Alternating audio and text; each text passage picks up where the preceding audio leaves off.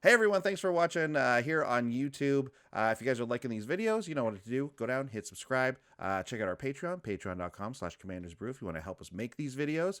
But right now, coming your way is our War of the Spark set review for the Planeswalkers. If you want to see the legendary creatures or the rest of the cards, you can go down and check those videos out because they're right here on the channel as well. There are lots of Planeswalkers in the set, so here's what we're going to do for this edition of our review. We are going to break them down by categories of rarity, starting with the ones that come in specific decks, like your buy boxes and Planeswalker decks, then mythic, rare, and uncommon. There's certain things that are in common with the specific rarities. We'll go over those, and we're going to ask ourselves this question. Is it worth putting in a commander deck if we only get one activation in whatever ability or they're static? And if so, what deck might want those? Right. Okay. All right, yeah, So let's get into it. We're going to start with the first one you can get from a Planeswalker deck only is Gideon the Oathsworn, 4 white for a legendary Gideon, and it's got a static ability so that whenever you attack with 2 or more non-Gideon creatures, put a +1/+1 counter on each of those creatures.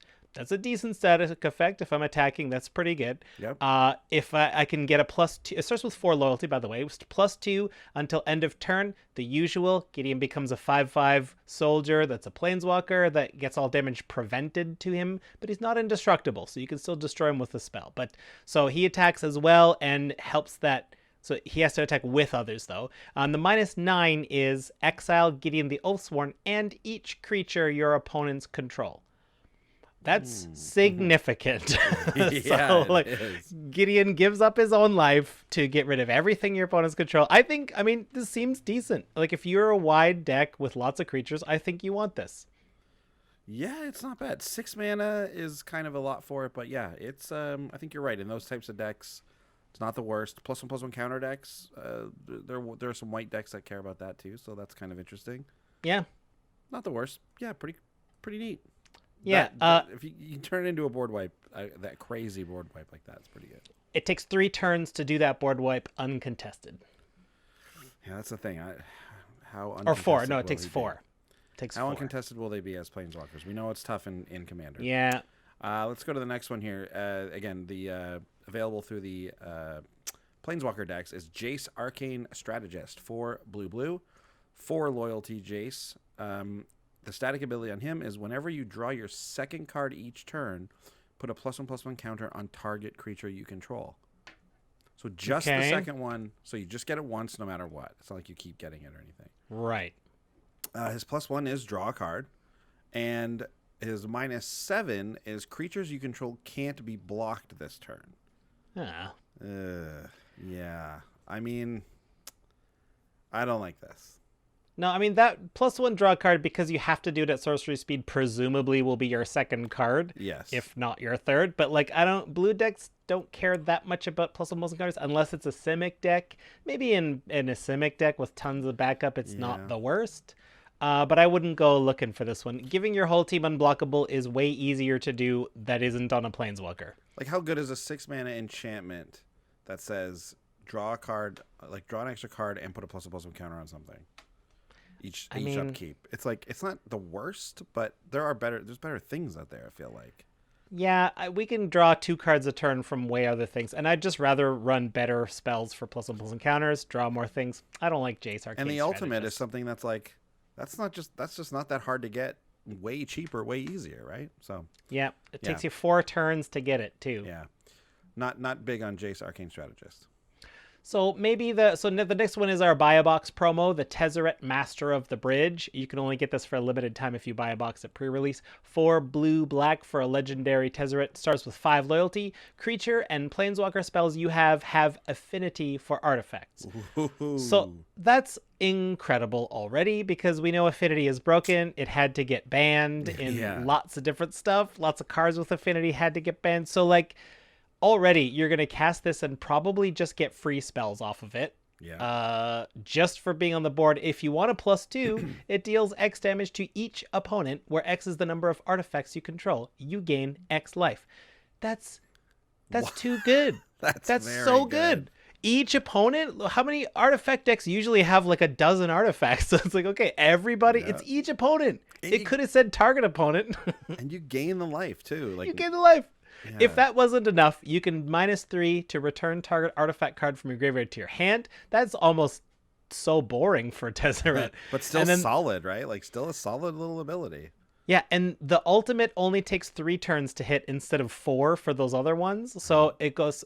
So the -8 is exile the top 10 cards of your library, put all the artifacts among them onto the battlefield. Ugh. Like I honestly don't care. I just want to do that first one over and over. The rest kind of don't matter. Yeah, agreed. Like the affinity and the +2 is all you need from this guy. The -3 is a bonus, you know, if something comes up, and the -8 is like.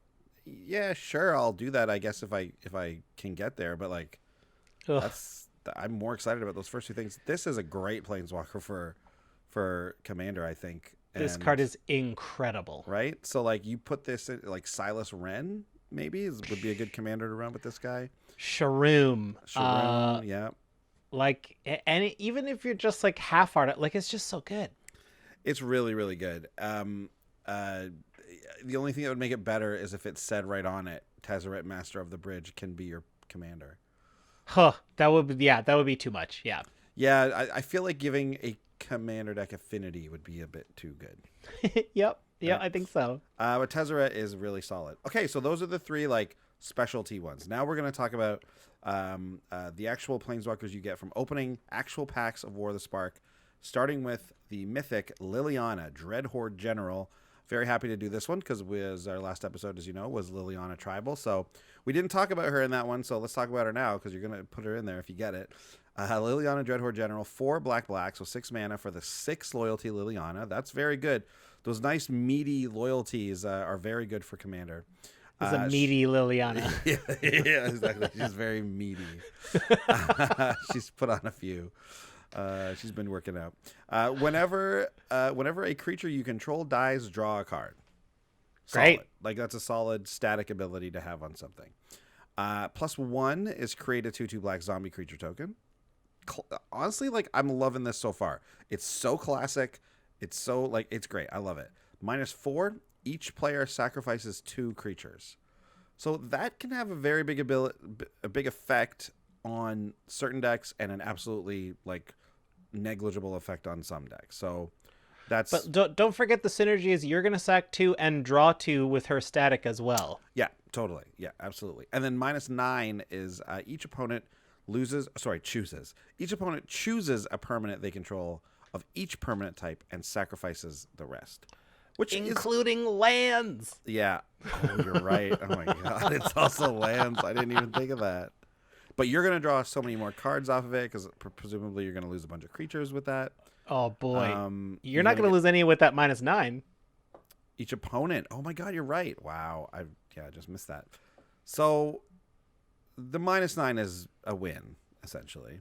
Yeah, but it's the -9 is a win. It's kind of strange that it's on this black Planeswalker because that feels like a white ability. Like it really does. To choose one, sacrifice the rest. Like that is a thing that I know that like white... Like the white loves that board. stuff. There's a couple of cards that do that. Cataclysm. Anyways, yeah. So I think this is a good Liliana. I think zombie decks are gonna love it, obviously. So yeah, I don't know. That being said, though, it's not like if this card is like $30 or something, which it's apparently pre-selling for like 18 to 20. Don't know if it's worth it. It's still a Planeswalker in Commander, which everything here is tempered with. But as far as these like static abilities go, like I'm excited about those because they give you something, orderly minus right away. But then you also get that static effect. So I love this one. This is a good one. Your opponents are for sure gonna try to get her down because that minus is a lethal minus, like ultimate. Oh, the so your opponents, like, they can't have that happen. But if they swing a lot into you and you have to chump block, those result in card draw for you. Every time your creatures that you chump with, if you have to chump, die. So, like, I think, she's really well poised to get that ultimate going if you do a little bit of setup. Yeah. Ooh. Next up is Bolus, Dragon God. There's no generic mana in its casting cost. Nope. Black, so it's blue, black, red. You get a legendary Bolus, starts with 4, and the static is Nicol Bolas, Dragon God, has all loyalty abilities of all other Planeswalkers on the battlefield. So he's asking to be in a Super Friends deck. +1, starts with 4, +1, you draw a card. Each opponent exiles a card from their hand or a permanent they control. Okay, so that's going to be the least impactful thing by their choice. Drawing a card, though, is fine. -3, destroy target creature or planeswalker. Very useful. -8, each opponent who doesn't control a legendary creature or planeswalker loses the game. We are in Commander, so we all have access to a legendary permanent at all times, unless some weird enchantment has been put on it. So your opponents can see this coming, and they can prepare for it. Sure. So I don't think they're going to, like, it's not going to be hard for them to avoid that ultimate, either through combat or just how they develop their board. But, like, you know, they're going to chip, you're going to keep drawing, they're going to keep sacrificing cards or permanents. So, like, and even if you're in a Super Friends deck, this is ridiculous. So it must be dealt with. I think it's very strong and worth putting in a Grixis deck. Yeah, for sure. Just think about this play, though. Like, you're about to, it's like you see that it takes a while to get there. Unless, I mean, you've got all these other loyalties. Like, if there's a +2 out there, right? A +2 loyalty thing. Like, you can possibly do that to Nicol Bolas to get him up there soon. So that's true. So you're about to, so you're at 8 loyalty. You pass the turn.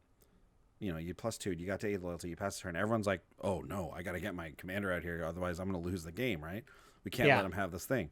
So they play their commander. Everyone plays their commander, even if it's like not the optimal play there, because they don't want to just lose, obviously, right? Right. Then you Cyclonic Rift and just win anyways. Or brutal. Like board wipe and win anyways, right? Like, it's brutal. So it's legendary creature or planeswalker too. It's not like permanent. Like, if you have a legendary land, it doesn't count. Right. Living legendary. This is a very exciting ability. You don't see this type of thing very often. So I love Nicol Bolas, Dragon God, for commander. I think this is great. I just wish he could be a commander now. And I don't usually think that about like planeswalkers. I really don't. But this one feels like it should be the head of a commander deck. You know? Yeah, I agree. Okay, let's move on here. Gideon Blackblade, 1 white legendary Gideon, 4 loyalty planeswalker. His static ability is, as long as it's your turn, Gideon is a 4/4 human soldier creature with indestructible that's still a planeswalker. You prevent all damage that would be dealt to Gideon during your turn. So that's very interesting. It is interesting, isn't it? Like, during like your turn, normally he's you have indestructible and you prevent damage. Weird. Normally you have to activate that ability to get Gideon into being a creature, but here he just automatically is. I guess because he's also a planeswalker, the damage would still remove the counters and all that kind of stuff. So I guess that's why it's an interesting thing, though. Anyways, his plus ability is +1. Up to 1 other target creature you control gains your choice of vigilance, lifelink, or indestructible until end of turn.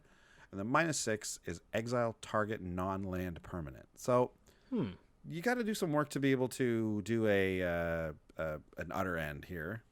And the +1 is like okay. So, but I don't know. I don't think this one is really for commander. Yeah, you'd have to know that your deck wants something about this effect specifically. Giving a creature a keyword is not incredible. Being a creature all the time himself is fine, and that exile is like way too much effort to get that done. So you're basically looking at a 3-mana 4/4 with a little bit of upside, which is undeniably good. But if your deck doesn't want just a great creature, maybe this isn't for you. Just run an aura that gives them indestructible. Yeah, it's probably honestly harder to get rid of.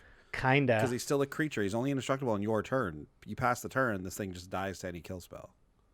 Yeah, I mean, it's not a creature anymore, not on your turn. But that's right. That's what makes it a creature. Okay, well, at any rate. We don't love it. So that's the mythics. So now we'll get to the rare planeswalkers of the set. The rare planeswalkers, some of them have ultimates, and they're mostly like the original Gatewatch teams, like the All-Stars have ultimates, but most of them are just kind of plus abilities and minus abilities that aren't really backbreaking and some sort of static. So we're going to ask the same question. Is it worth running just if you can't go get fancy with it? And how important is it to get real fancy with them? So we'll start with Jace, Wielder of Mysteries, 1 blue. Starts with 4 loyalty, and the static is if you would draw a card while your library has no cards in it, you win the game instead. That's Lab Maniac. There's whole decks that want that combo. So already, if you want Lab Maniac, you probably want this card. Yep. +1, target player puts the top 2 cards of their library in the graveyard, draw a card. It's kind of, I mean, I guess if you're milling yourself, you already want that. That's fine. It's basically +1, draw a card. No big deal. -8, draw 7 cards. Then if your library has no cards in it, you win the game. So if you're that's another way of saying if your library is 7 or less cards, you will win the game with that activation. I mean, it's a win con.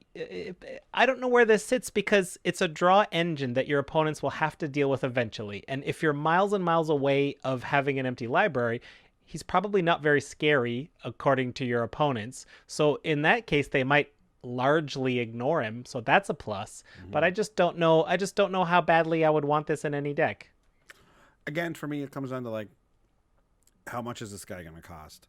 Probably a decent amount, although apparently it's only pre-selling for like $250. I don't know. I think the ability to draw into an empty library and win the game is actually something that people want pretty often. If you look at the price of Lab Maniac, so I think Jace is good in those types of decks. Obviously, we're going to run him there, and otherwise, he's just kind of like a planeswalker that just draws you cards isn't really that good. Yeah, I mean, if you let him get to his ultimate, like, sure, I guess, Mike. Yeah, I don't know. I'm not sure. Yeah, the ultimate is pretty far away for him, so I think people are going to be able to attack into him and get Jace before you get there, I'd say. Yeah. Next is Karn, the Great Creator, 4 generic for the legendary Karn, 5 loyalty. Activated abilities of artifacts your opponent's control can't be activated. So what's that? Stony Silence, right? Yes. +1 until your next turn. Up to 1 target non-creature artifact becomes an artifact creature with power and toughness equal to its converted mana cost.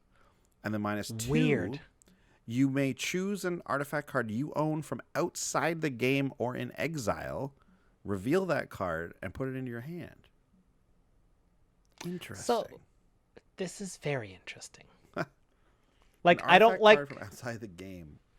Well, I mean, that part we can't use because in Commander, where there is no outside the game, sometimes player groups have like a wish board or a secret sideboard for these effects. But by the official rules, that doesn't exist. But you can pull our cards out of exile. So if someone like Oblivion rings something of yours or exiles your graveyard, now you can grab those with this Karn. Yeah, which I think is like not going to come up super often. Unless, I don't know. you have you have a graveyard artifact deck, which are lots of them are like that. The one we just talked about, the Tezzeret, seems like he could be a good one for involved in a deck like that. Someone exiles your whole graveyard, and then Karn can just come in and pull it out of exile, right? Like, that's pretty good. I mean, there's very few ways for this to happen. I mean, you could enable... Okay, sorry. I just remembered. So there's like 1 or 2 artifacts that are like take an extra turn and then exile. Isn't there something that does that? There's one. Well, a lot of the blue spells that do that just exile themselves, so you can grab those again. Like your expropriates. It needs to be artifacts. Oh, an artifact. Yeah. I misread. But I think there's an artifact that's like, oh man, it's an artifact that's like, if someone would take an extra turn, like they don't take like. You get it instead, and then you exile. Was that Gonti's Aether Heart? Yeah, something like that. Like there's some things where it's like, oh man, if this thing didn't exile itself, it would be really good. So I think there's a couple of cards where like combine that with Karn and we might be talking here. Yeah, Gonti's Aether Heart. Yeah, Gonti's Aether Heart exiles itself when you spend 8 energy, and you get to take an extra turn. Okay. So yeah, you get to like rip that back out of exile. Is it 8? 1, 2, 3, 4, 5. 6, so for an energy based deck that might want to run Gonti's Aether Heart, Karn is kind of a good card, right?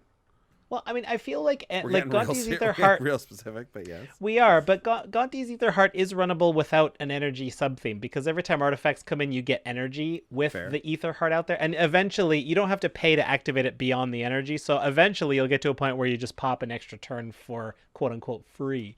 So I think it's like I don't know. I mean, I just hate that like Karn's static ability is so hateful. It turns off all your opponent's mana Yeah. rocks that like they're not going to let Karn stick around, and they may not let you stick around just from the memory of that. Like like sometimes that's unforgivable at the table. I'm also just looking at like what outside the game means actually for like the actual rules.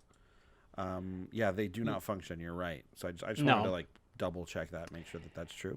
Yeah, it works Um, for sideboards and formats that mhm, have sideboards, but mhm. officially Commander has no sideboard, and you're not allowed to just say your whole collection. Right. So officially, that has no actual effect. But as you mentioned, also, I think like sometimes, or as I was thinking at least, yeah, you mentioned like sometimes people will bring a little thing like here's the little like sideboard for this, Yeah, and your play if your play group's cool with it, like it's fine. And I mean I personally am because I like that flavor. I like that. yeah, I like that effect still being able to be used in Commander. You know. Just don't yeah. go run and look through your entire collection. Like bring the 5 cards you might want to use, you know? Have it ready in advance, Yeah. please. Have it ready. And make sure you tell someone that you're going to do it. Oh, you have So to. that cuz if people want to play by the actual rules, you know, that's allowed, right? They if they want to play by those rules, they're allowed. But what do we think of Karn? I think in some artifact decks it could be really good, and I think the static ability of turning stuff off is like hateful. That's the thing. I personally don't like to brew with these kind of generally hateful cards. Like if it's got another use, fine. But like the +1 to me seems useless. I'm not interested in turning like weird equipment into like creatures. I often don't want those things turned into artifacts. So basically, it's just there to be hateful and Yeah. to get stuff back out of exile just in case. Yeah. I don't like it. Yeah, same. Very very narrow if you were going to use it. So At any rate. Next up, Teferi's version. Teferi's rare. It's Teferi Time Raveler. 1 white blue. It only costs you 3 to get a 4 loyalty Teferi. Each opponent can cast spells only anytime they can cast a sorcery. Yikes, that's pretty good. Pretty hateful. +1 until your next turn, you may cast sorcery spells as though they had flash. So just sorceries. It doesn't give everything flash, just your other sorceries, which is very Teferi flavor. And then -3, return up to 1 target artifact, creature, or enchantment to its owner's hand and draw a card. I mean, the first 2 abilities are very strong. Like turning off your opponent's decks when it's not your turn or when it's not their turn is great. Like that certainly is certainly nice and to be able to operate without fear of counter spells. Yeah, yeah, and that's what that says, really, doesn't it? It says that your opponents just can't counter things. Basically, yeah, Um, or they can't sneak stuff in on end steps. yeah, yeah. I think this Teferi is pretty good. I'm thinking like the -3 is also very solid because it's not only to return something, it's draw a card as well. So Yeah. that's like 2. You're getting 2 cards for that. So just playing this 3 mana thing of return something to your hand and draw a card, that's not bad. And the fact No. that it can stick around, I think it means it's like probably pretty playable. Yeah, I mean, being able to like my question is how many of your cards are sorceries instead of instants? Very Yeah, rarely will we pick the sorcery version of a card, unless it's a crazy good effect, right?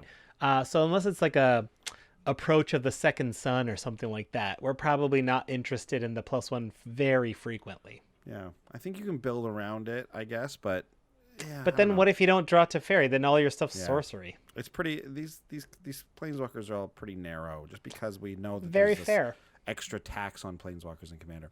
All right, let's get moving through these here now. Ral Storm Conduit is it one? It's 2 blue red for a 4 loyalty, legendary Ral. Whenever you cast or copy an instant or sorcery spell, Ral Storm Conduit deals 1 damage to target opponent or planeswalker. Yeah. So that means like storm. So if you storm, you also deal 1 damage. So it like sits there and does just is grape shot for you, kind of. Yeah, I'd rather hit creatures as well, but okay. Sure. +2, scry 1. -2. When you cast your next instant or sorcery spell this turn, copy that spell. You may choose new targets for the copy. So at its worst, it's like you're gonna pay for -2, cast a spell and copy it, and you're gonna do 2 damage to a target opponent or planeswalker while you copy and cast that spell at least. I think it's very narrow. I think these like, I might include it in like a. Does your Niv Mizzet want yeah, this? I was just saying like like a Niv Mizzet thing. So like you're drawing lots of cards, you're piling it on, you're pointing those 1 damages like at creatures from Niv Mizzet, but then Ral's helping you do it to the face, and then you can copy things. There's a home for this in Commander, I think. I just think like you're probably only going to have it for the 1 turn you get it though. So do you think Epic sure Experiment wants this?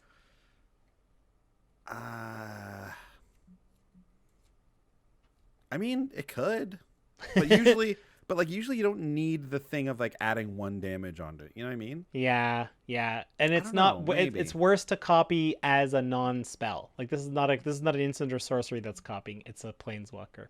Yeah. That's true. Yeah, if we're gonna copy things in that deck, we're copying them with other instants and sorceries. It's just better that way. So next up is Ajani the Great-Hearted, 2 green-white for an Ajani that starts with 5. Creatures you control have vigilance. I'm interested. Yeah, Vigilance is an underrated ability in Commander because we get to attack advantageously without fear of leaving ourselves exposed. Yep. +1, you gain 3 life. That's nothing. That is nothing. -2, put a +1/+1 counter on each creature you control and a loyalty counter on each other planeswalker you control. I mean, I think it's not bad to run on its own for its static. Giving a counter on each of my creatures is quite nice if I'm already in the market for vigilance. I think this is a good add in any green-white deck that wants to attack. I think so too. I think this is a good for tokens, good for if you have other planeswalkers.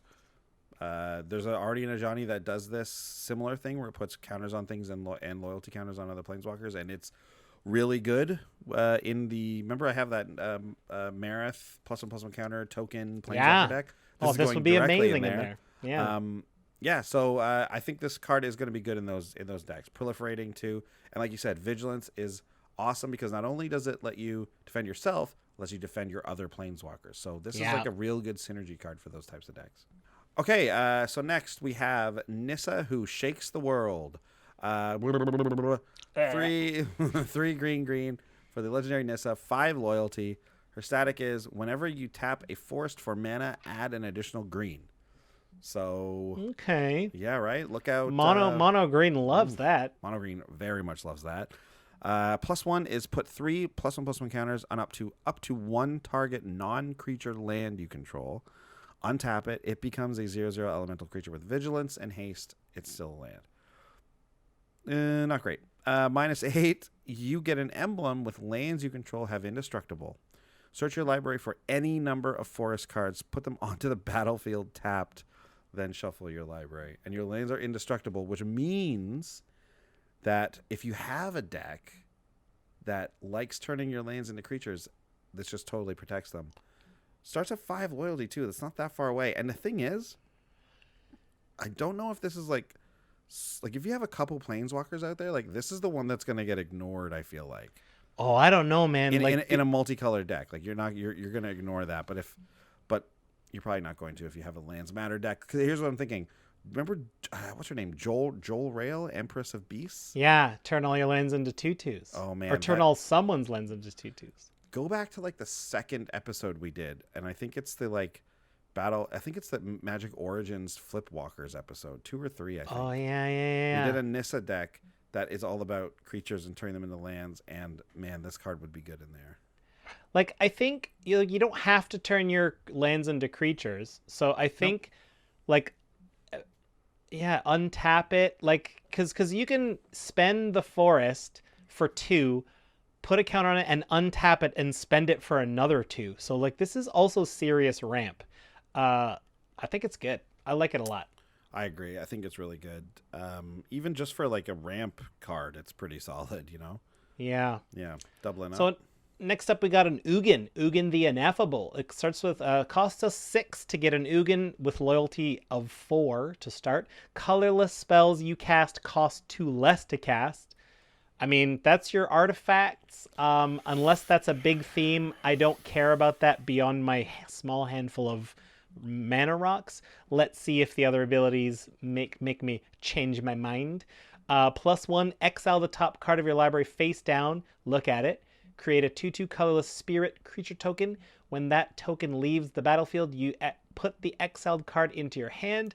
I don't know why they didn't say manifest. It almost seems easier a little bit. I guess it's a little bit different than manifest. Yeah, it's because it's like that. It's sort of like that creature becomes a manifested creature, but it doesn't actually, because it just makes a token and then it can come back to your hand. Yeah. So you don't have to reveal it at any point, and if that token ever dies, it goes to your hand. So like that's pure card advantage. I like that. That's pretty good. I do too. It's pretty cool.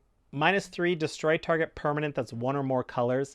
You know what? Like I think your red and black decks are gonna love Ugin, because it's like normally it costs 7 to get rid of an enchantment, but here we can do it for 6, and we get a Planeswalker that sticks around. I think this is going to be important for those decks. Yeah, you're right. That's not bad. That's a good point. Yeah, Ugin looking good for that, and obviously very good in those like any artifact or colorless, your decks and stuff like that. Yeah, big time. Very solid. Next we have Tamiyo, Collector of Tales. Ooh. 2 green blue legendary Tamiyo, 5 loyalty. Her static ability is spells and abilities your opponents control can't cause you to discard cards or sacrifice permanents. That's a strong ability, especially if you have that type of stuff in your meta. If someone running a big discard deck or causing you to sacrifice things all the time. Very good card for that. +1, choose a non-land card name, then reveal the top 4 cards of your library. Put all cards with the chosen name from among them into your hand and the rest into your graveyard. So not super helpful for us commander players unless we're manipulating the top of our deck, obviously. And then -3 is return target card from your graveyard to your hand. That's very good. I mean, number 1 does put 4 cards in the graveyard, like the +1. So like that's better than the bottom. That's true. It's a lot better. And then you can even return it with this. Yeah. So Tamiyo is kind of like a little value engine. Yeah, it's kind of like a Simic Eternal Witness. Yeah. Right? Yeah. So you cast her, you get that, and then it sits there. If someone can get rid of it, fine. You still got your card back, kind of. And then, but she also has that static ability. Might be useful depending on what you're facing, and if they're not coming after her, then you're gonna get to fill up your graveyard a bit. I like this in Sultai decks, I think. It's so interesting to look at these Planeswalkers that are largely just value engines, because I don't know how much room I have for general value engines, right? And then Planeswalkers are weaker, like they can be attacked, unlike enchantments. Yeah. So I don't know. It's so interesting. We're in a new world after the set comes out. I agree. I think you do kind of have to look at these are they good if I play them, get 1 instance of the ability, and then that static ability maybe hangs around for a turn or 2, like around the board kind of thing. Yeah. In Tamiyo's case, I think getting 1 Eternal Witness use out of it is fine. Yeah. It's a fine floor. Yeah.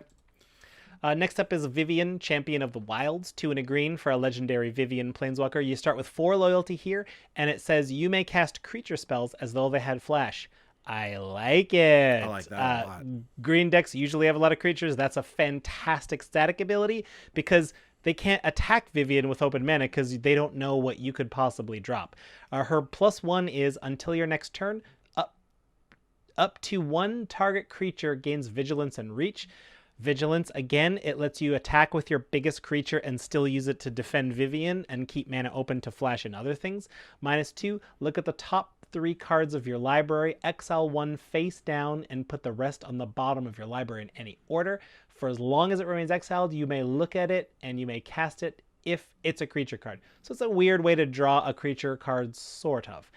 Here's a rare Planeswalker that has no ultimate, but I'm happy to keep swapping +1, -2 over and over, and that static is incredible. I think Vivienne is one of the best general rare Planeswalkers. Yeah, the flash ability is huge. The +1, giving it reach. Don't forget about that. If flyers are the ones that often threaten your Planeswalkers the most, and if you give your big dumb green creature reach, that's going to be very helpful, obviously. And I think this is just like a value engine. I like Vivienne a lot. I think Vivienne's great. She's only pre-selling for a couple bucks too. Nice. Sorin, Vengeful Bloodlord is next. 2 white-black, legendary Sorin, 4 loyalty. As long as it's your turn, creatures and planeswalkers you control have lifelink. So on your turn, so only on attacks you're gonna get that lifelink. Yeah. But that's okay. Yeah. I mean, it's not the best, but it's fine. +2. A lot of times when you're in a place that you need to gain life, you have to do it on the attack anyways, because you never know what your opponents have anyway. So, anyways, +2. Sorin, Vengeful Bloodlord deals 1 damage to target player or planeswalker. That's not relevant. Not really. -X. Return target creature card with converted mana cost X from your graveyard to the battlefield. That creature is a vampire in addition to its other types. I don't know. I think Edgar Markov likes it. Yeah. Because you often have little vampires, so you can get them back onto the battlefield. That's true. Yeah, the +2 isn't super relevant, but giving it more loyalty counters kind of is. Yeah. Yeah, I don't know. I think maybe if you're running that like vampire token little deck, vamps. Yeah, little vamps. You're kind of okay with this guy, but I'm not really sold on it, to be honest. Yeah, I don't think as a reanimator card it's too narrow, and the plus is almost nothing. The lifelink is fine, but I don't love it. Yeah, I don't love it. Let's move on to Domri, Anarch of Bolus. 1 red, green for a legendary Domri. 3 to start. Creatures you control get +1/+0. Okay, that's a fine. Like, I mean, if we go really wide, that's can be significant. Yeah. I mean, if you're a wide Gruul token deck, then that's great. But if you're not, that's nothing. +1, add red or green to your mana pool. Creature spells you cast can't be countered this turn. Okay, again, I mean, that's not nothing, but it's not extra special. -2, target creature you control fights target creature. These are 3 abilities on, like, they're all kind of minor abilities that aren't really worth a full card, and I don't think they're worth a full planeswalker. I don't like Domri. Unless you're like such a wide Gruul token deck, I wouldn't run Domri. And even if you're a wide Gruul token deck, do you want a thing that says target creature you control fights target creature you don't control? No, I'd only be playing it for the static. Not be able to counter your creature spells? Like, you're not even playing creature spells a lot of the time in that deck. Yeah, so I don't like it. I don't like it either. And I don't like that he joined Bolus so quickly and then did get murdered for it.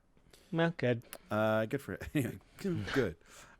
Next is Chandra, Fire Artisan, 2 red. She's the legendary Chandra for loyalty. Whenever 1 or more loyalty counters are removed from Chandra, she deals that much damage to target opponent or planeswalker. Okay. That includes attacking her, Yep, right? It does, yeah. So it's only opponent or planeswalker, not creature. So her +1 is exile the top card of your library. You may play it this turn. Cool. Classic red. Yeah, classic red. And then -7 is exile the top 7 cards of your library. You may play them this turn. And of course, that also means deal 7 damage to target opponent or planeswalker as well, because of your static ability. Yeah. So it does have this kind of like tax to hitting her, to trying to kill her, right? Like, sure. But it's a pretty small tax. Like, it does not. I take 4 damage. Like, big deal. Because it's only when loyalty counters are removed. It's not like I can attack her with a 10/10, and it's still only going to deal me 4 damage.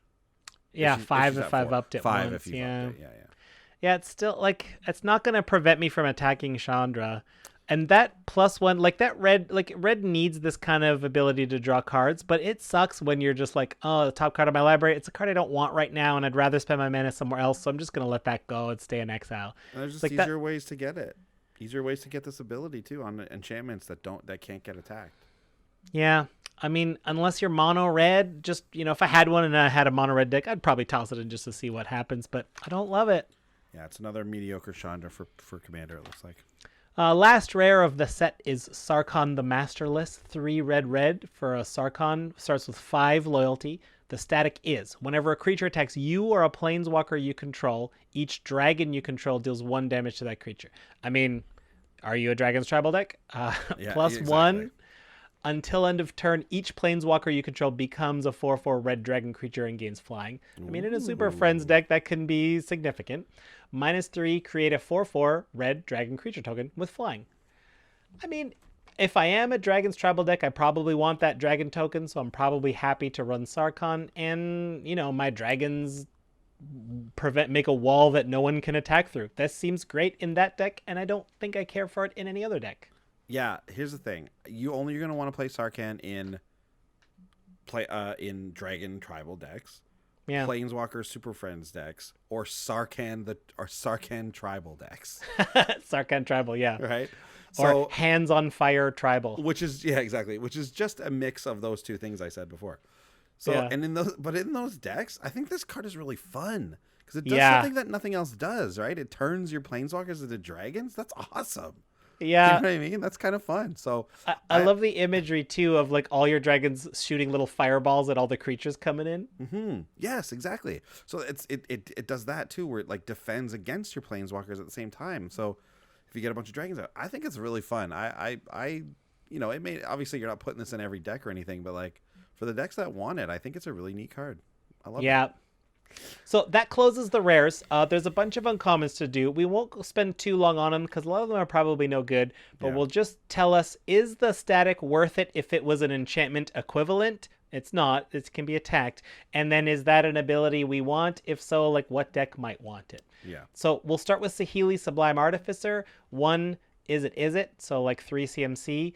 The static is whenever you cast a non-creature spell, you get a 1/1 servo artifact creature token. Okay, if we love tokens and we're a spelly deck, that's fine. I've seen that kind of deck before. Starts with 5 and it's -2, so you get 2 abilities of target artifact you control becomes a copy of another target artifact or creature you control until end of turn, except it's an artifact in addition.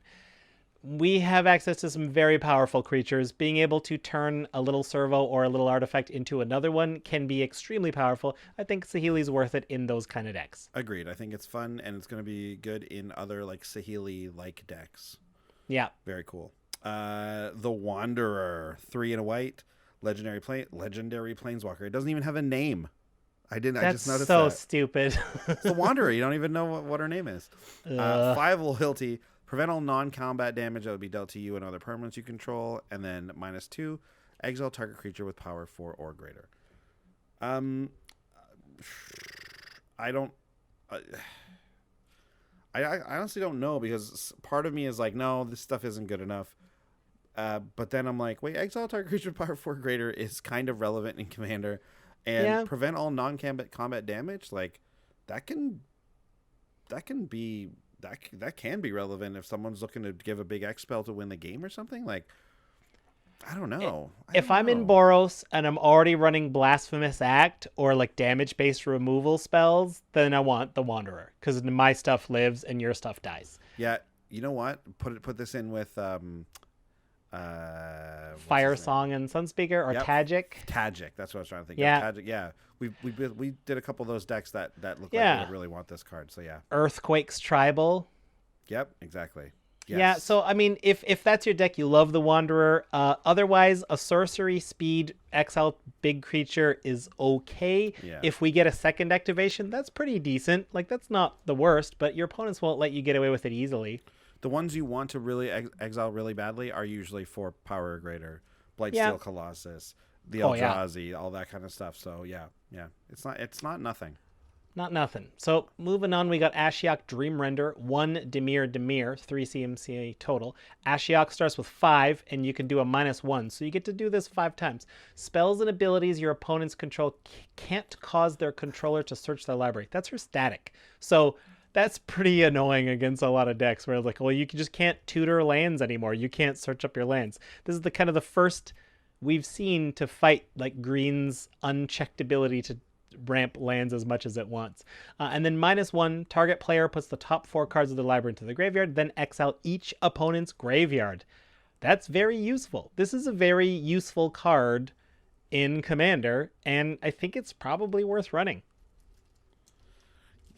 It's specific hate is like, but that -1, like, I actually don't know if this is, if I really want these abilities in my Commander deck. Well, I always want some graveyard removal. Yes. And I'm happy to make this my graveyard removal.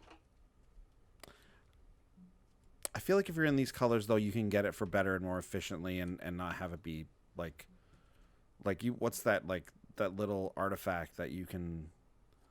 Oh, Tormod's Not- Crypt. No, well, yeah, that one okay. And now Nile Spellbomb is really good. Sure. I just think there are I better mean- options. Although I don't know. Ashiok. What about this though? What about I just thinking I want to run it because there might be a world where there's someone who's running green who hates this, but the other Everyone's gonna hate this. It's not just Well, green players. green Seriously. players, yeah, okay, Right? so Like yeah, you're turning off the ability to tutor. You're turning off the ability to use fetch Yeah. lands. So Yeah. everyone's immediately going to attack Ashiok. Like there's no Well, sheet or I mean, they don't survive. not if they don't need to, not if they're not planning on searching their library. I think that's probably just about everybody in Commander. I mean, listen, I think it's a lot of people, but honestly, if I'm running my Mardu decks, I have 2 cards that do that, Terramorphic and Evolving ones. I just think there is a world, I want to see it, where someone doesn't care so much and someone does. I don't know. Sunforger turned off. Yeah, good. Your tutors for your enchantments turned off. Tutors Yeah. for your equipment turned off. No, listen, I get it, but I don't think it's fair to assume that everybody's going to come after Ashiok, and if that is the case, the person who isn't coming after Ashiok might be on your side to keep Ashiok around. But then this card isn't even doing anything to that person. Then this card Then is what not reason doing do they anything. have to? So then yeah, why is it good for you to play it then? Because every deck needs some graveyard removal, and I think this is a fine one to choose because that upside I think is worth it. I don't think it is. We'll agree to disagree on that one. Sure. All right, Arlen, voice of the pack, 4 green for 7 loyalty. Arlen Cord. Each creature you control that's a wolf or a werewolf enters the battlefield with an additional +1/+1 counter on it, and G- is 2 to make a 2/2 green wolf creature token. So that will become a 3/3. Yeah, exactly. So if we're in with werewolves, if we're in with wolves tribal, we're playing Arlen. We're probably not in any other deck, right? Yeah, if Tol Samir's in, Arlen's in. Yeah, there you go. Done. Okay. Jiang Yangu, Wildcrafter, 2 and a green for a Yangu Planeswalker, 3 to start. Each creature you control with a +1/+1 counter on it has tap, add 1 mana of any color. -1, put a +1/+1 counter on target creature. This is obviously excellent in the current set because of all the proliferate, but if we don't have proliferate, is that good? I mean, if we're a +1/+1 counter deck, our things are automatically become Llanowar elves if we want them to be. That's not bad. Yeah, like Rishkar, right? That's the Sure. green guy who does this. Yeah. That's a powerful deck and that's a powerful ability. So to have that little bit of redundancy is probably pretty nice. So I like Yangu in the +1/+1 counter deck to be able to give you some extra mana. Yeah. Even if it's just for the one turn, I actually think it's. Well, no, that's not that great, but hopefully it sticks around for longer than that. Yeah, We'll see. we'll see. Next is Caz Mina, Enigmatic Mentor, 3 and a blue for a 5 loyalty planeswalker. Spells your opponents cast that target a creature or planeswalker you control cost 2 more to cast, so it gives them that Frost Titan ability, and then -2. Create a 2/2 blue wizard creature token, draw a card, then discard a card. I don't know. I don't know. I don't think this does enough for Commander.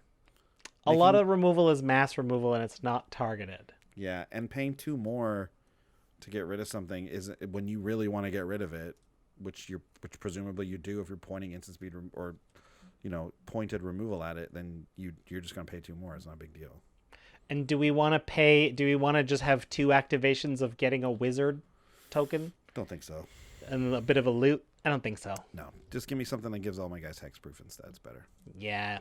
Next up, Kiora Behemoth Beckoner, 2 and a Simic, so 3 CMC for a 7 loyalty. That's amazing amount of loyalty for a 3. Yeah, that's a lot. The static is, whenever a creature with power 4 or greater enters the battlefield under your control, draw a card. Well, the Simic colors do love that ability for the most part. Yep. -1 untapped target permanent. I kind of think Kiora is great for the static. The -1 is not the selling point to me, but I'm happy to run her anyway. And if my opponents want to spend a bunch of resources getting rid of her, great. I've drawn a few cards already. This is one where I think the Simic color identity is actually kind of a downside, because we've got some of these enchantments already just in mono green, and they're very good, and we run them in those decks all the time. Now we have a planeswalker that can only be in Simic, but it's just not as good as those enchantments, right? So it's like, oh, this kind of, I mean, it is and it isn't in that, like, I guess it has the ability of untapping a permanent, but really it's not quite as good if you're just here for the static ability.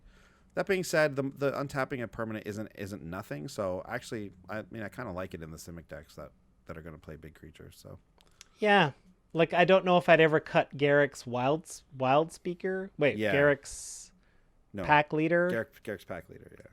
I forget. Yeah. Or the enchantment that is the same thing. Yeah. Yeah. Tough call. Tough call. Like we said though, the untap is decent, and I don't think people are going to be threatened by this Planeswalker very much. So yeah, until they see you draw 3 cards off of it. Yeah, maybe. Yeah. Okay. Next is Dovan, Hand of Control, 2 and a blue-white hybrid. So 3 altogether for 5 loyalty. Dovan, artifact, instant, and sorcery spells your opponents cast cost 1 more to cast. And then you -1 until your next turn. Prevent all damage that would be dealt to and by target permanent and opponent controls. I'm gonna say it now. I don't think this has big enough impact. The -1 is like stop one thing. You kind of lock, like if there's something really big, sure you can lock it down, but it doesn't get rid of it. It just stops it for like a turn. Yeah, and then when Dovan's out of loyalty, it won't stop it anymore. And like the stacks the ability of adding 1. That's annoying for sure. And if it's going to go on those types of decks, for like I think, but in general, I'm not wild about Dovan. No, me neither. Grand Arbiter loves him. The rest of the people probably don't. Yeah, and I get no one playing against Dovan likes him. No. Next up is Ob Nixilis, the Hate Twisted, 3 black for a Nixilis, not Ob. I know, right? Bummer. You always want his name to be Ob. I know.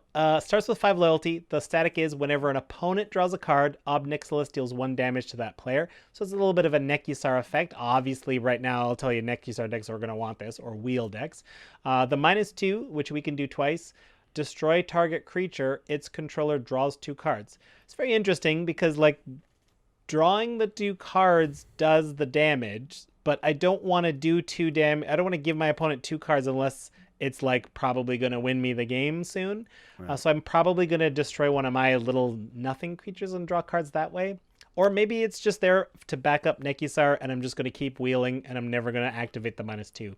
Ob Nixilis makes me think, like, how many of these like uncommon Planeswalkers are we going to want and just let them sit there without even activating them? Like, yeah. This card I mean, Nekusar wants this. Exactly, right? Like, this card is fine in a Nekusar deck just sitting there. And the loyalty, I mean, it just makes it a worse enchantment, obviously. Yeah. If that's all you're doing. Yeah, I don't know. I agree with you. I think, Nekusar wants this. This ability is all it wants. So, yeah, interesting. I don't think, but beside that, though, I don't think too many more decks are really going to want this, right? I don't think so. Yeah. All right. Next is Narset, Parter of Veils. 1 blue. 5 loyalty, Narset. Each opponent can't draw more than 1 card each turn. Well, that's annoying. Ooh, that's really annoying, and that's going to draw some hate. -2, look at the top 4 cards of your library. You may reveal a non-creature, non-land card from among them and put it into your hand. Put the rest on the bottom of your library in a random order. Sure. Top 4 cards of your library, non-creature, non-land. Yeah, okay. I mean, spells matter decks. Instants and sorceries, that kind of thing. Enchantments, even. Yeah. Artifacts. They're all going to care about that. I don't know, though. Just a filtering card. I don't think it's got a big enough impact. I feel like Narset is going to be in decks where you wheel a lot, so your opponents can't take advantage of the wheel. It's like a little bit of a Leovold kind of thing going on. That's true. Yeah, that's true. I'm going to cast Narset. Mean. I'm going to make us all wheel for 7. Oh, yeah, you're right. And in blue. That's the real thing with that, right? Is that it's in blue. So you're next to those wheel things. Yeah. So if you see Narset, she's up to no good. So she is up to no good. You're right. Yeah. Okay. Next up, Teo the Shield Mage, 2 and a white for a Teo Planeswalker. I don't know who this is. It costs, you get 5 loyalty. It says you have hexproof. This is such a narrow ability that generally only protects decks that want to protect their graveyards. -2, create an 0/3 white wall creature token with Defender. That sucks. Teo is unplayable unless you're specifically the like Chromium or like not Chromium, the Walls deck, Arcades or something like that. But man, you know if you want Teo, but if you don't know immediately you want Teo, you don't want Teo. You don't want Teo. If you do want that ability, the hexproof ability, there's a lot more cards that can't simply be attacked. Yeah. So, Oof, yeah, Teo. Don't take Teo. That goes for a lot of these, honestly. A lot of these are like, you know what, you can get enchantments that do this. Don't include this thing where people can just attack it to get rid of it. Right. Vraska Swarm's Eminence, 2 and 2 Golgari hybrid, 4 in total. 5 loyalty planeswalker again. Whenever a creature you control with Death Touch deals damage to a player or planeswalker, put a +1/+1 counter on that creature. Okay, that's interesting. And then -2 is create a 1/1 black assassin creature token with Death Touch, and whenever this creature deals damage to a planeswalker, destroy that planeswalker. So it has like planeswalker Death Touch. Yeah, that's very flavorful. It's unique, and I like that. So for that, I'm cool with that. But other than that, I'm not wild about Vraska. I don't run Death Touch creatures because I want to attack with them. That's true. There you go. Yeah, I don't like Vraska. You will if you want to kill planeswalkers with these specific Death Touch creatures, I guess. Yeah, but like now I've got black in my deck. I've got so many more spells that destroy planeswalkers. Like I agree. Yeah. Yeah. Next up, Davriel, Rogue Shadow Mage, 2 and a black for a Davriel. Again, who's this? Don't know. You get a 3 loyalty planeswalker at the beginning of each opponent's upkeep. If that player has 1 or fewer cards in hand, Davriel does 2 damage to them. That rarely happens in Commander unless you're actively making people discard their hands. Teams up pretty well with Narset, I suppose. -1, target player discards a card. This is so low impact on every angle. I don't think it's runnable even in the decks that kind of want that. No, it's not. Next, Kaya, Bane of the Dead, 3 and 3 Orzhov hybrid, so 6 in total. 7 loyalty planeswalker. Kaya says your opponents and permanents your opponents control with hexproof can be targets of spells and abilities you control as though they didn't have hexproof. And then her -3 is exile target creature. So this turns off Swiftfoot Boots. Yeah. But not Lightning Greaves. No, you're right. It's only hexproof. Yeah. So please reprint Lightning Greaves. Yeah. But hexproof is tough, man. It's tough to get rid of. It's tough to deal with.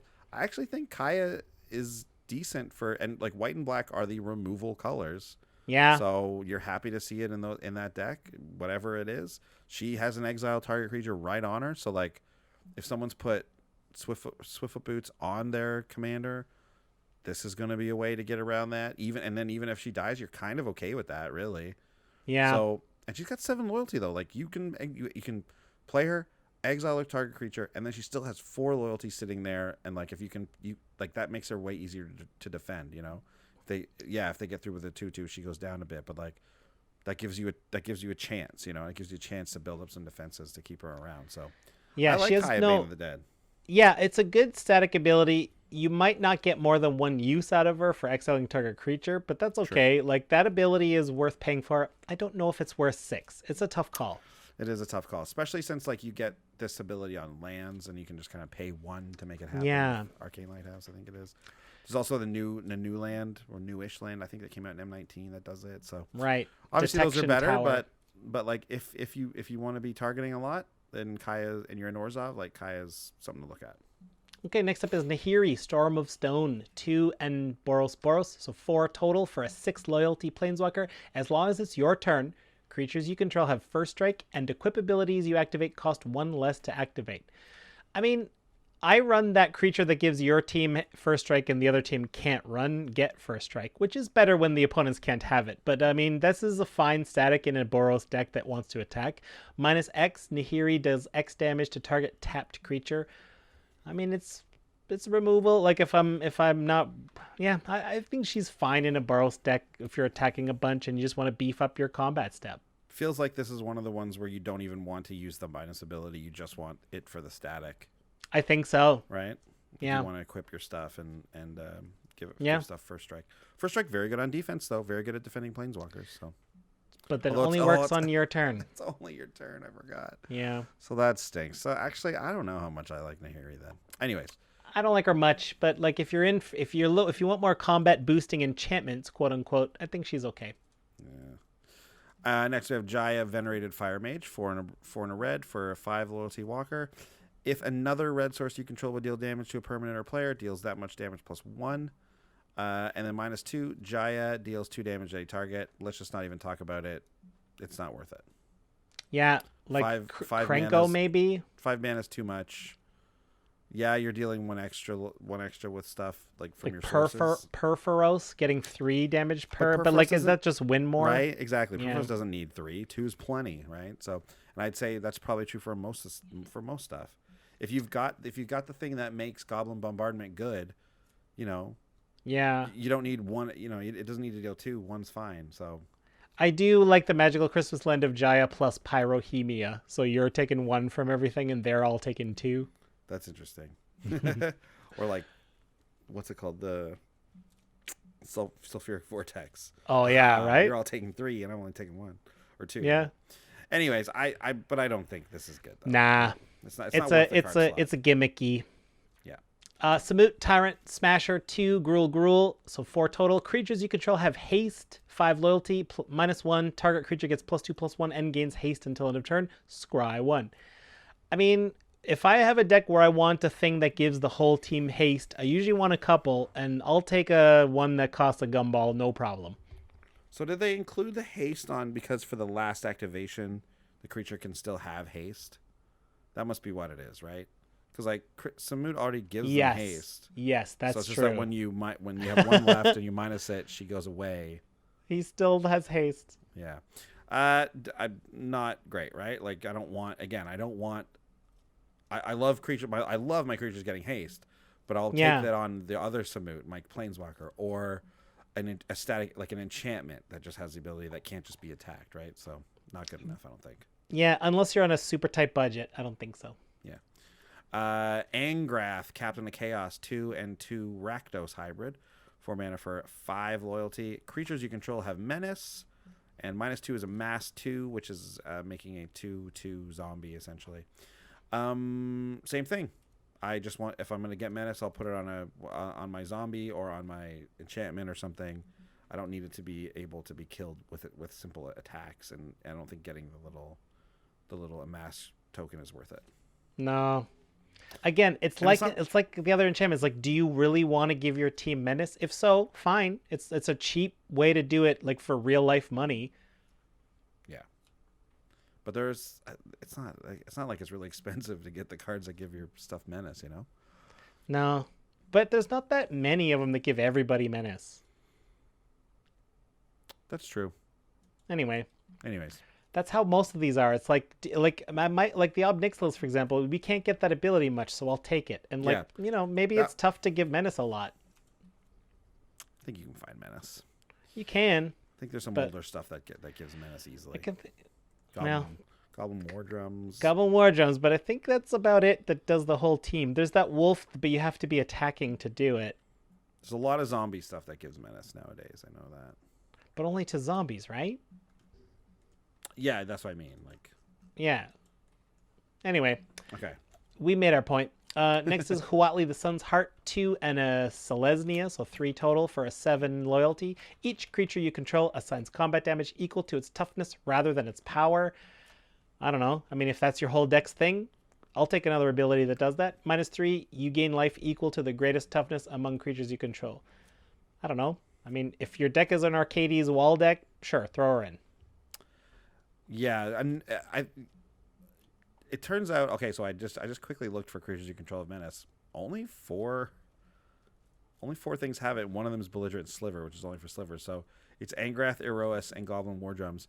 So similarly though to that, where like actually it isn't that easy to give everything menace. Huatli, same thing. It's like, yeah, there's like a handful of cards that we all know about in our heads that do this, where it gives the assigning damage through the toughness, but it's only like 3 other cards or something. So like if you want that ability in your deck, like you're going to run this card. So yeah, okay, interesting. It's going to be the worst thing that does it, right? Because it could just die from a flyer, But, yeah. But at least, it is a redundant, it is a way to, get it. Is this our last one? This is Tybalt. We saved the best/worst for last. 2 and a red for a 5 loyalty. It's Tybalt. He's back. Your opponents can't gain life. That's commander relevant. -2, create a 1/1 red devil creature token with, when this creature dies, it deals 1 damage to any target. So that is not terribly relevant.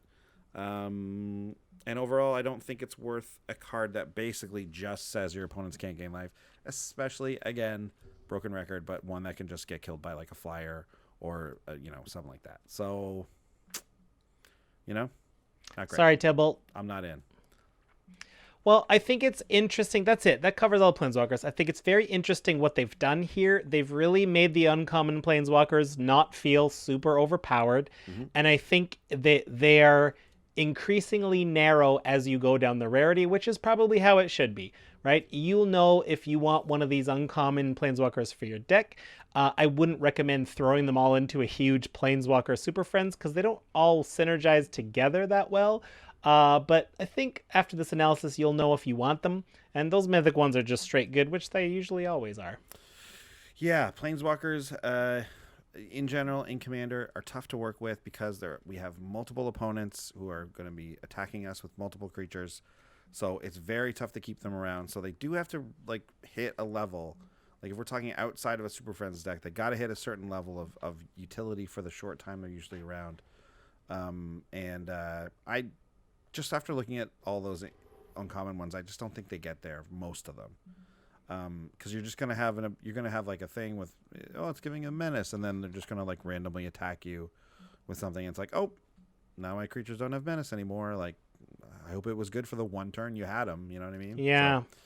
So unfortunately, I think that they're not gonna. I think we're gonna find that mostly those don't make the cut. Most of the time. I want to try them, though. It's interesting. I do, too. I agree. I think there's a couple there that are definitely worth trying out. No question. Yeah. Interesting set. Fun cards. Always good to have a new set coming out. Always interesting and a good time to get these cards in our hands and brew with them. And please. We'll definitely be brewing with them going forward here now. Next episode, we're definitely going to be. For sure. And if you've got a deck that we forgot to mention that really wants one of these uncommon ones, maybe let us know in the comments.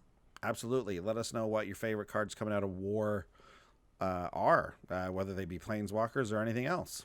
Ye be Planeswalkers. Ye be Planeswalkers. Ye all be Planeswalkers. Yeah. Thanks, Pirate Terry. Yeah, there it is. Yeah. Invest in Planeswalker destruction spells. See Pirate Terry. Yeah. All right. Well, that's it. We've been here for a long time doing this. Oh boy. That was long, but fun. Hopefully, you guys had a good time listening. Yeah. We'll see you next week with a brand new deck tech, brand new flog, and all that kind of stuff. We'll see you then. Okay. Bye. Bye. Big thanks to all our patrons who make these episodes possible. Yeah, and if you want to check out more comedy videos, check out our Brews News playlist.